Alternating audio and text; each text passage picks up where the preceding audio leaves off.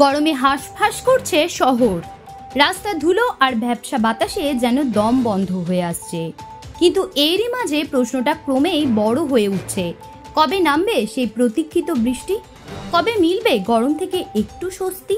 কলকাতা এখন যেন এক অদ্ভুত অপেক্ষার মধ্যে দাঁড়িয়ে। আকাশে মেঘ জমেছে বটে, কিন্তু নামছে না বৃষ্টি, বরং রোদের তেজ আরও বাড়ছে। দুপুরে পথে নামা যেন এক দুঃসাহসিক অভিযান। কাঠ ফাটা রোদে হাঁটতে হাঁটতে মানুষের মুখে একটাই কথা, এই গরম থেকে মুক্তি কবে? আলিপুর আবহাওয়া দপ্তর জানিয়েছে, সক্রিয় বর্ষার প্রভাবে উত্তরবঙ্গে চলছে ঝড় বৃষ্টি। এমনকি ভারী থেকে অতি ভারী বৃষ্টির সম্ভাবনা রয়েছে দার্জিলিং, জলপাইগুড়ি, আলিপুরদুয়ার, কালিম্পং এবং কোচবিহারে। সেখানে টানা বৃষ্টির জন্য পাহাড়ি এলাকায় ধস নামার আশঙ্কাও রয়েছে। শনিবার ও মঙ্গলবার উত্তর দিনাজপুরে ভারী বৃষ্টি হতে পারে।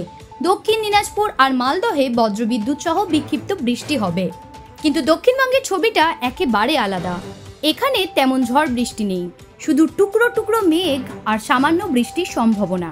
শুক্রবার এবং সোমবার কলকাতা সহ দক্ষিণবঙ্গের সব জেলায় হালকা থেকে মাঝারি ঝড় বৃষ্টি হতে পারে। শনিবার সতর্কতা জারি করা হয়েছে হাওড়া, উত্তর চব্বিশ পরগনা, দক্ষিণ চব্বিশ পরগনা, পূর্ব মেদিনীপুর, পশ্চিম মেদিনীপুর, মুর্শিদাবাদ এবং নদিয়ায়।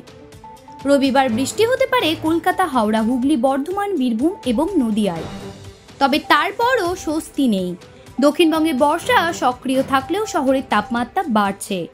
বৃহস্পতিবার কলকাতার সর্বোচ্চ তাপমাত্রা ছিল 34.2 ডিগ্রি সেলসিয়াস, যা স্বাভাবিকের থেকে প্রায় 2 ডিগ্রি বেশি। শুক্রবার সকালে সর্বনিম্ন তাপমাত্রাও স্বাভাবিকের থেকে 2.2 ডিগ্রি বেশি রেকর্ড করা হয়েছে। আর্দ্রতার পরিমাণ সর্বাধিক 88% এবং সর্বনিম্ন 65%।